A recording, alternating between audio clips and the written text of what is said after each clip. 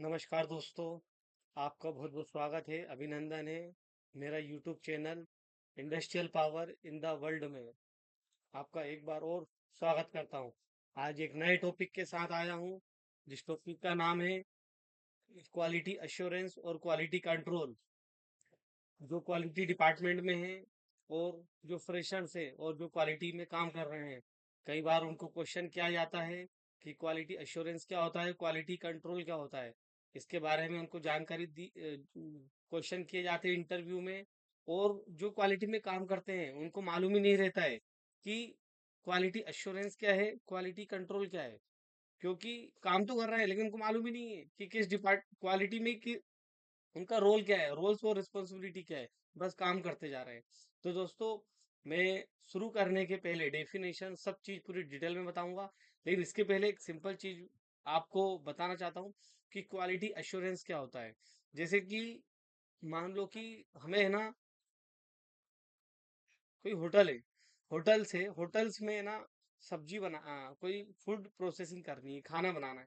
तो खाना बनाने के पहले उसमें हमें क्या करना पड़ता है, सब्जी भाजी वेजिटेबल्स लाना पड़ता है, पूरा प्रोसेस होता है, बर्तन वगैरह सब लाने पड़ते हैं। क्योंकि हमें है ना वेजिटेबल्स जो भाजी है, कुछ भी कोई भी डिश बनानी है तो उसके पहले हमें प्रोसेस करना पड़ता है। तो उसमें एक मैनेजमेंट का एक रिस्पॉन्सिबल रहता है, उसमें क्रॉस फंक्शनल टीम रहती है। वो टीम डिसाइड करती है किस तरीके से काम करना है। उसको एमडीटी मल्टी डिसिप्लिनरी टीम भी कहा जाता है। तो दोस्तों, ये पूरा स्टैंडर्ड होता है।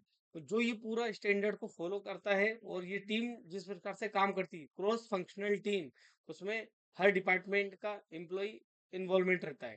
उसको हम क्वालिटी अश्योरेंस कहते हैं। अभी क्वालिटी कंट्रोल क्या होता है? क्वालिटी कंट्रोल, जो प्रोडक्ट तैयार हो रहा है उस प्रोडक्ट में किस तरीके से क्या क्या प्रॉब्लम आ रही है। प्रोडक्ट तो हमने जो भी चीज है तैयार की है। अब वो प्रोडक्ट, जो फाइनल प्रोडक्ट तैयार हो रहा है, उसका भी मैं एक एग्जांपल होता हूँ। जैसे हमें वेल्डिंग करना है, वेल्डिंग करने के पहले हमें वेल्डिंग मशीन चाहिए या रोबोटिक्स चाहिए। रोबोट कर रहे हैं तो एक अच्छा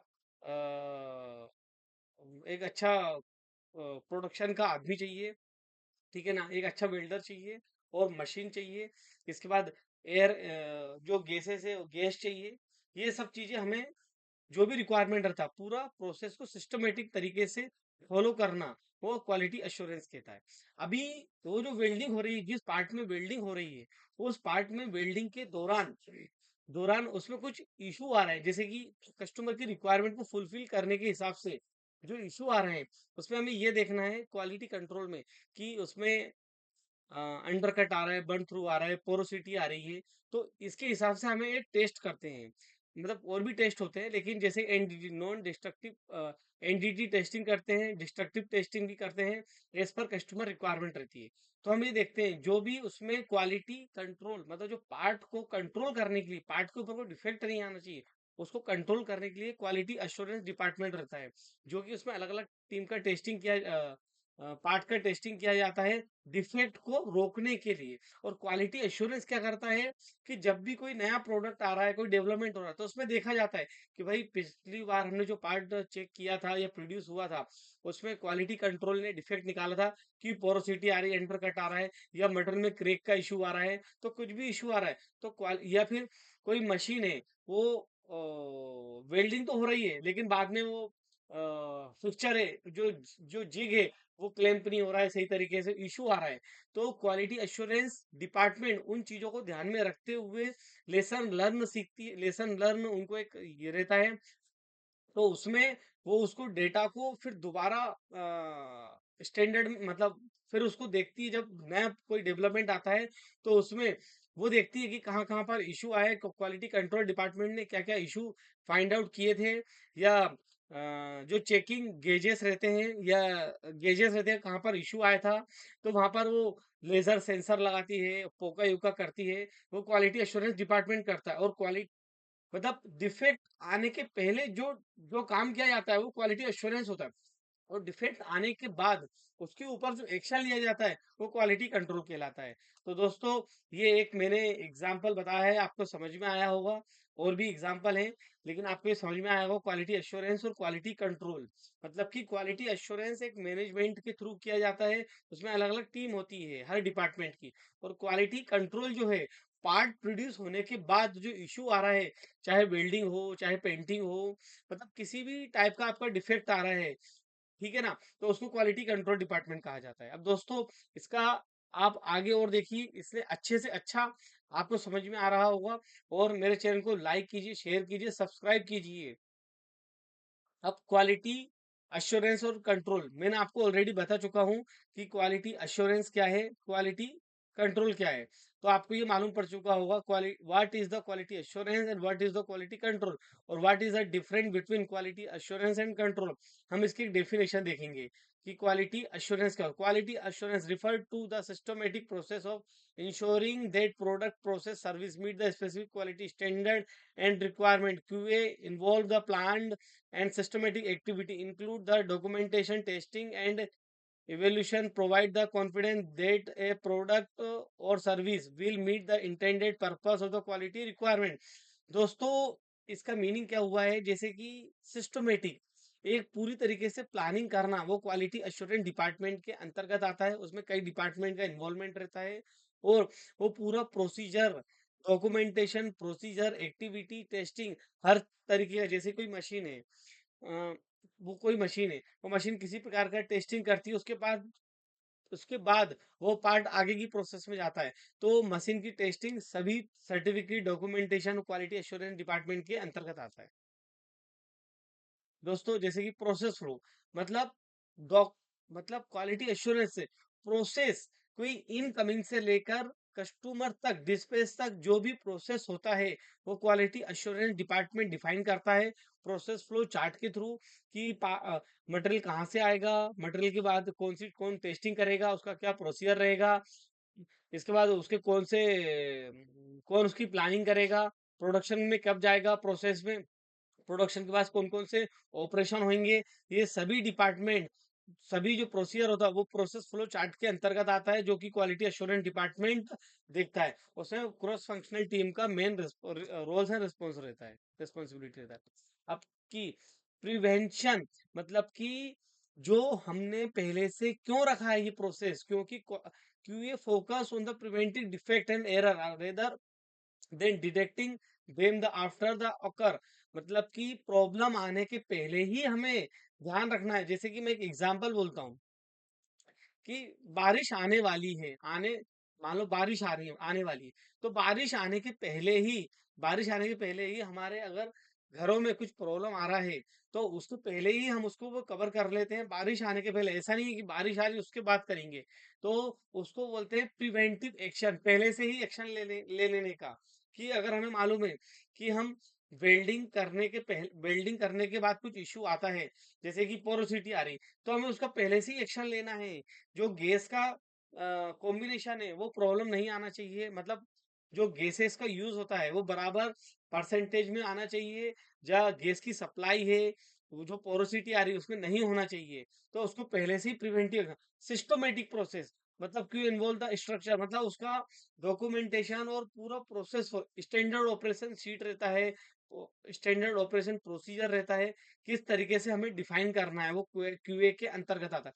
क्वालिटी स्टैंडर्ड, हमें जो ISO 9001 2015 है, या IATF 16949 2016 है, ये स्टैंडर्ड क्यूए डिपार्टमेंट के अंतर्गत आता है। और ये स्टैंडर्ड फॉलो करने से हमें ये डिसाइड हो जाता है कि आप क्वालिटी एश्योरेंस का जो डिपार्टमेंट के जो डॉक्यूमेंटेशन है, आप वो पूरी तरीके से फॉलो कर रहे हैं। कंटिन्यूस इंप्रूवमेंट, और यदि आप ये पूरी तरीके से सिस्टम फॉलो करते हो, तो आपके डिफेक्ट में कमी आती है, प्रोडक्टिविटी बढ़ती है, और कस्टमर का सेटिस्फेक्शन बढ़ता है कंटिन्यू इंप्रूवमेंट में। Purpose of the Q, ensure the quality product और service meet the quality standard requirement. मतलब कि आप क्वालिटी अश्योरेंस के सिस्टम को फॉलो करते हो, और तो उसमें ये मालूम पड़ता है कि जो कस्टमर का रिक्वायरमेंट है कि प्रोडक्ट में ऐसा होना चाहिए, इस तरीके से क्वालिटी मिलना चाहिए, ये सब चीजें फॉलो करने से, मतलब आप एक स्टैंडर्ड को फॉलो करते हो। बिल्ट द कॉन्फिडेंस, मतलब कि अगर आपका ये जो मैनेजमेंट है या सीएफटी टीम है, वो पूरी तरीके से फॉलो करती है स्टैंडर्ड को, और पूरी प्रोसीजर को बनाती है। तो एक स्टेक होल्डर रहते हैं या आपके कस्टमर रहते हैं या प्रोडक्ट और सर्विस आप प्रोवाइड कर रहे हो, उसमें आपका एक वैल्यू बनता है। और रिस्क, रिड्यूस द रिस्क, मतलब कि प्रॉब्लम ही नहीं आएगा, क्योंकि आपने पहले से ही उसको एक्शन लिया है। ऐसा नहीं है कि आपको कुछ मालूम नहीं है और आप काम कर रहे हैं, उसके बाद मालूम पड़ रहा है कि उसमें है ना डिफेक्ट्स आ रहे हैं, एरर आ रहे हैं। तो जो भी डिफेक्ट्स और एरर आए हैं, क्वालिटी अश्योरेंस डिपार्टमेंट पहले से ही उसके ऊपर काम करता है और उसमें आगे का इशू नहीं आता है। तो रिड्यूस द रिस्क।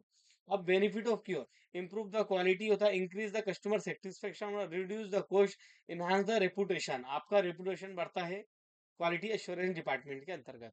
अब इसमें क्वालिटी एश्योरेंस में आप आप चेक शीट का यूज कर सकते हो, प्रोसेस मैपिंग चार्ट होता है जो कि मैंने आपको पहले बताया है, एफएमई मतलब प्रोसेस आने के पहले फेलियर मूड इफेक्ट एनालिसिस, मतलब इसके कोई कोई डिजाइन बना रहे हैं या कोई प्रोसेस को फॉलो कर रहे हैं उसमें, तो आपको ये मालूम होना चाहिए कि एफएमई करने के पहले, जैसे डिजाइन एफएमई है, प्रोसेस एफएमई है, ऐसा नहीं हो कि आपने डिजाइन तो बना दिया है और प्रोसेस के बारे में मालूम नहीं हो, बाद में उसका वो टूल यूज ही नहीं हो रहा है।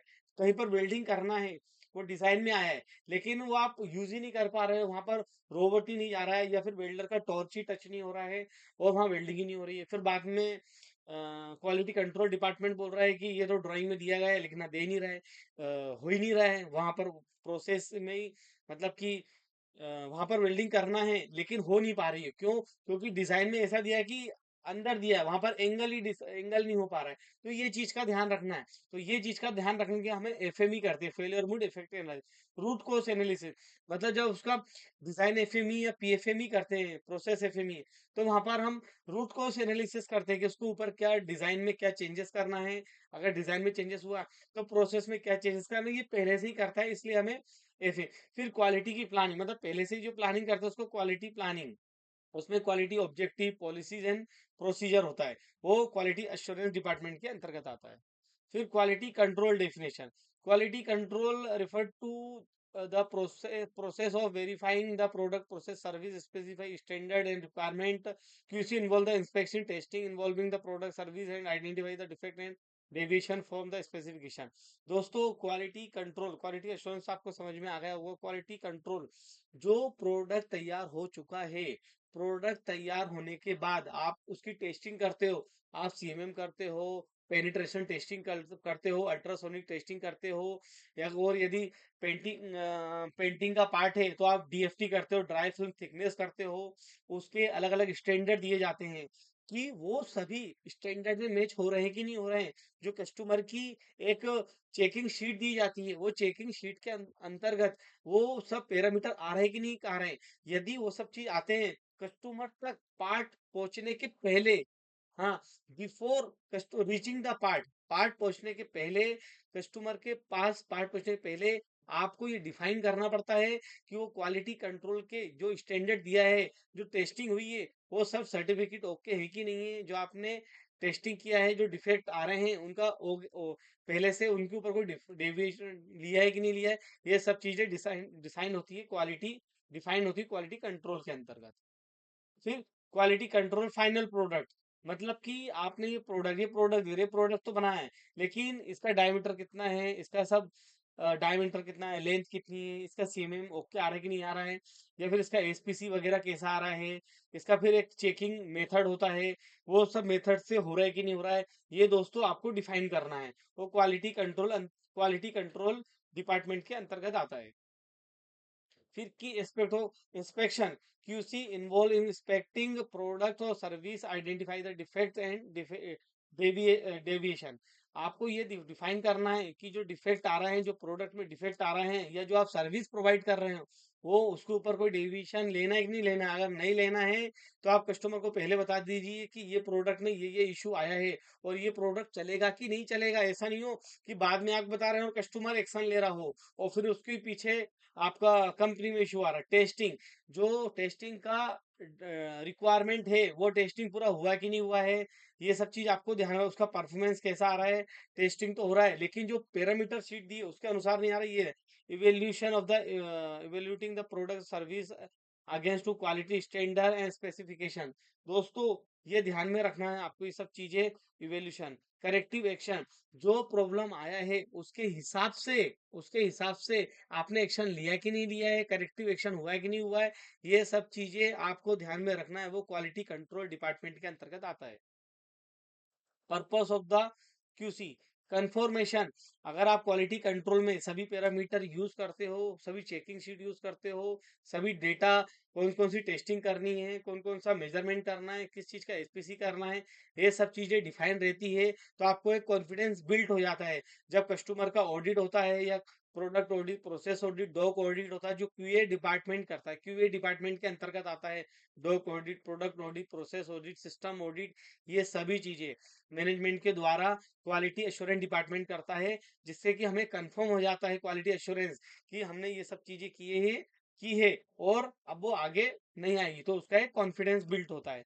डिफेक्ट, डिटेक्ट और डिफेक्ट्स, मतलब कि जो डिफेक्ट्स आ रहा है उसका हम डिटेक्शन करते हैं। प्रिवेंशन, नॉन कंफर्मिटी, हम उसकी प्रोडक्ट और सर्विस के बारे में पहले से हम डिफाइन हो जाते हैं कि कस्टमर के पास पार्ट पहुंचने के पहले ही हम कंफर्म हो जाते हैं कि कोई पार्ट में डिफेक्ट नहीं है, ओके पार्ट है, हम कस्टमर को पार्ट भेज देते हैं। बेनिफिट ऑफ द क्यूसी, जो कि क्यूए में बताया था, और वो भी इम्प्रूव द क्वालिटी होता है। दोनों का एक ही पर्पस होता है कि कस्टमर के पास जो भी प्रोडक्ट जा रहा है वो क्वालिटी वाइज होना चाहिए, तो रिड्यूस द डिफेक्ट्स आते हैं, इंक्रीज द कस्टमर सेटिस्फेक्शन आता है, और कॉस्ट में सेविंग आता है। इसमें सर दोस्तों, इसमें भी इंस्पेक्शन चेकलिस्ट होता है, कंट्रोल चार्ट होता है, एसपीसी, इसमें एसपीसी करते हैं, एसपीसी दोनों में होता है हैं। फिर कैलिब्रेशन मेजरमेंट करते हैं, टेस्टिंग इक्विपमेंट होते हैं, जो कि ऑलरेडी मैं बता चुका हूँ। इसमें ये preventing the defect and improvement the difference between QA and QC. Focus, इसमें क्या फोकस रहता है, पहले से डिफेक्ट के ऊपर काम करना कि क्या डिफेक्ट आ सकते हैं, और इसमें जो डिफेक्ट आए उसके ऊपर काम करना। Objective, ensure the quality, quality assurance का ऑब्जेक्टिव रहता है कि सभी स्टैंडर्ड को फॉलो करना, मेंटेन करना, और इसके ऊपर रहता है कि आइडेंटिफाई जो डिफेक्ट आए उनको, उनके ऊपर क्या एक्शन हुआ है, वो quality control activity. Developing the quality policies, दोस्तों क्वालिटी पॉलिसीज डेवलपमेंट करना रहता है, जो आईएसओ आईटीएफ की पॉलिसी से स्टैंडर्ड है।